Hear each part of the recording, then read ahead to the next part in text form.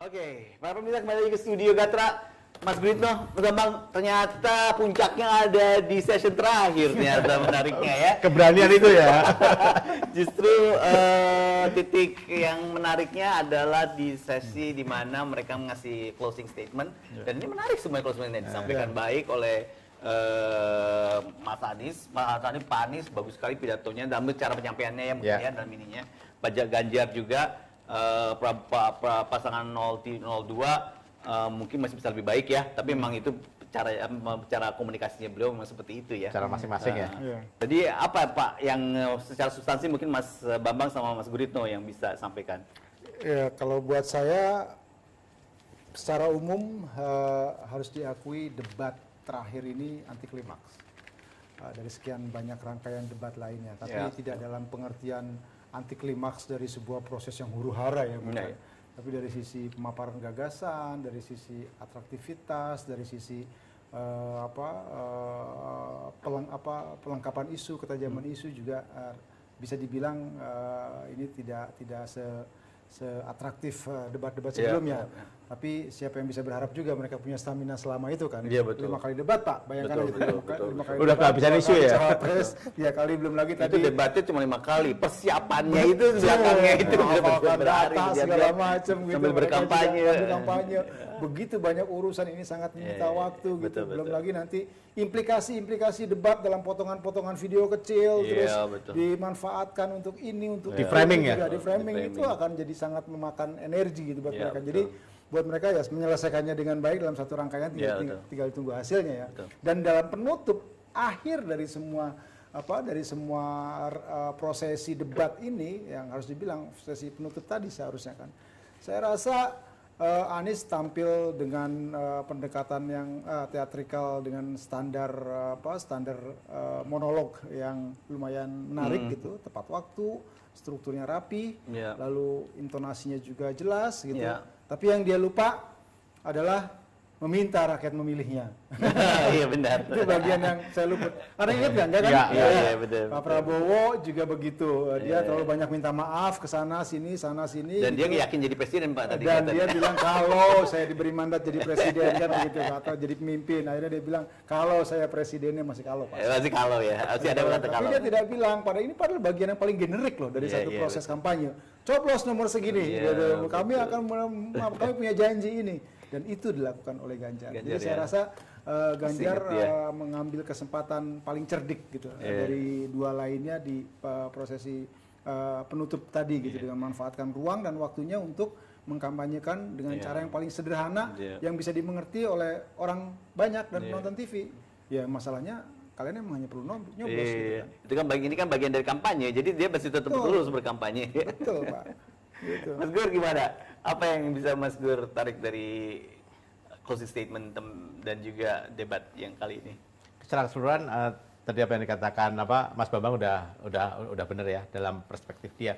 Tapi saya ada beberapa catatan. Yang pertama soal pernyataan Anies ya, soal negara tidak berdagang dengan rakyat dan tidak pelit pada rakyat. Dan tidak pelit dengan rakyat. Ini janji dia. Ya, nah, ini kayak semacam kritik terselubung atau mungkin eksplisit juga kalau orang yang memahami ini kayak menyindir kekuasaan yang dijalankan selama 2 periode ini ya, yang seolah-olah memang kayak dikuasai oleh dalam tanda kutip ya oligarki yang dia menguasai aset omset ya, dan dia semacam anti kritik gitu kan. Kalau ada kritik lalu ada pejabat publik ya, menteri ada sebagainya yang menjadi pemadam kebakaran dan ada pelaporan itu macam-macam aja, pelaporan polisi, ada aktivis dan sebagainya. Itu kayak drama menghabiskan energi gitu kan. Dan ini semoga rakyat makin cerdas dengan debat ini. Kemudian dari Pak Prabowo, saya melihat Pak Prabowo yakin dengan satu putaran dia, dan dia kalau dapatkan mandat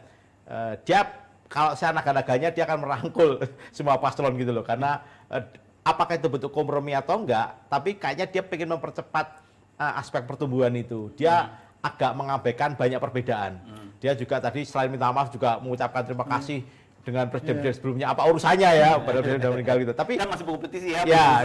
Jadi tapi dia menunjukkan jiwa besar Pak Prabowo. Jadi Pak Prabowo cuma mengatakan meskipun saya dari militer, jangan takut dengan saya gitu loh. Saya nggak akan keras dan sebagainya gitu. Dan itu wajib juga diingatkan karena kekhawatiran publik selama ini kan narasi yang dibangun soal Prabowo soal itu kan. Bahkan karena begitu yakinnya dia sampai tidak sempat atau tidak merasa perlu mengatakan ke publik untuk memilih dia. Iya. Nah, ini catatan saya untuk Pak Ganjar ya. Pak Ganjar menurut saya cukup cerdik ya. Dia narasinya juga ritmenya yang selalu dibawakan oleh Pak Anies itu kan, Pak Anies kan jago ya, monolog dan sebagainya, diksinya juga bagus. Pak Ganjar tidak mau itu dan dia membawa selalu idiom-idiom rakyat. Kemudian dia masih membuka bahwa ini masih banyak kekurangan ya, banyak kekecewaan dan itu nanti berefek pada apatisme. Kemudian dia selalu mengingatkan, dia kok masih ingat ya 2019 dulu ya. Ketika dia jadi timnya Pak Jokowi ya. Saya masih ingat beberapa gimmick Pak Jokowi dengan akronim dan segala macam di debat 2019 yang digunakan oleh Gibran. Ya. Jadi apalagi timnya dia pasti akan tahu gitu. Ya dia misalnya apa jangan yang seperti diktator, kemudian pelanggar HAM, kekerasan, korupsi. Ini kan mengerucut ya. Jadi kalau saya melihat benar tadi ini masih ajang kontestasi gitu kan, dan karena ajang kontestasi dia masih mengajak gitu kan. Dan kayaknya dia tadi habis selesai dia tos sama Pak Mahfud ya.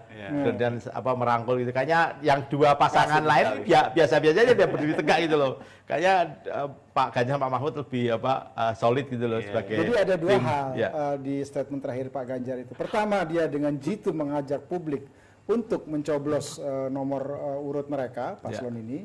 Yang kedua, dia mengingatkan publik untuk tidak mencoblos beberapa karakteristik calon tertentu gitu kan. Kita masih nyinggung-nyinggung politik dinasti juga. Nanti dia sampai nunjuk ya gini-gini gitu sebelahnya.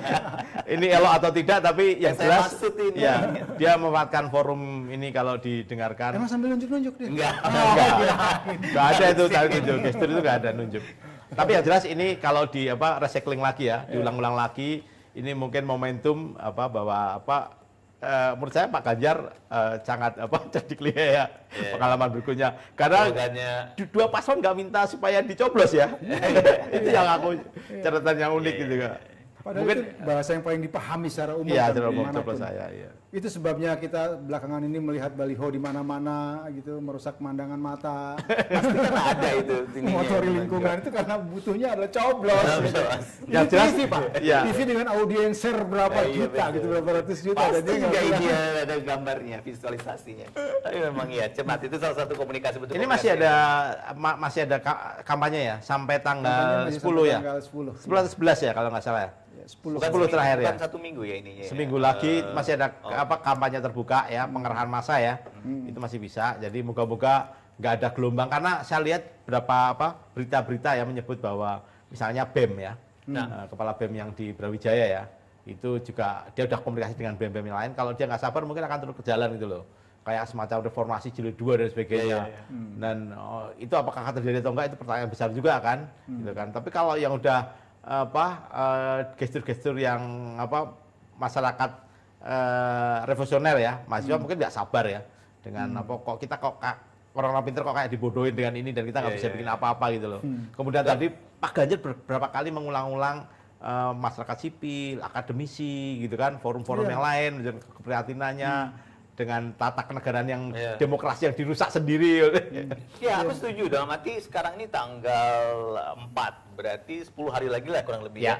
Dan itu 10 hari itu juga masih bisa banyak manuver-manuver yang bisa dilakukan. Jadi saya juga kaget ketika seolah-olah pertandingan sudah selesai kalau menurut 02 gitu ya. Dia seolah-olah sudah ini dan minta maaf, terima kasih dan sebagainya. Udah game over ya. Takut itu bawa mental itu sampai tanggal 14 itu bahaya juga. Bahkan di masa tenang Pak yang hanya beberapa hari. Itu lazimnya informasi yang sering kita dapat gerilya juga terjadi. Memang medsos memang malah degradasi.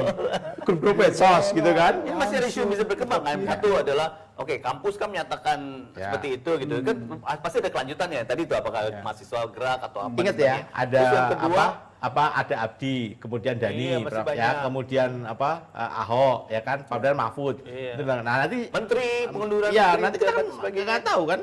Sama di sisi itu juga di sisi 02 kan fasingnya kemarin ada P3, Ya, loncat, ada ya kan? ARA, ada Ya, pendukung iya. Ganjar yang Ya. pindah ke itu ya. Ya semua sedang melakukan berbagai cara, resourcesnya untuk memastikan ada perubahan dan peningkatan elektabilitas gitu. Debat udah selesai, itu hanya satu fase, Ya. tapi masih ada 10 hari Masih yang ada masih fase lain, masih ada kampanye akbar lagi gitu kan, masih ada hal lain. Mungkin kampanye kalau di daerah ada serangan fajar ya. Ya, Wah. kemungkinan gitu ya selalu diantisipasikan. Beberapa riset tentang politik uang juga banyak menyebutkan terjadi. Terus mengawasi beberapa waktu hari pencoblosan, mungkin ada pengelubungan suara. Kita lihat yang di mana, di Taiwan atau di mana, yang di Hong Kong atau apa, Iya, yang coblos duluan, coblos, kertas enggak, suara. coblos terus Kertas suara. jumlahnya pemilih membengkak gitu loh, jadi 3.000 berapa, dari yang semestinya itu di Johor atau di mana, coba kita nanti cek. Jadi di luar negeri itu memang ada jumlah sementara ya daftar yang pemilih itu melonjak tidak dengan semestinya, itu menjadi kekritisan itu.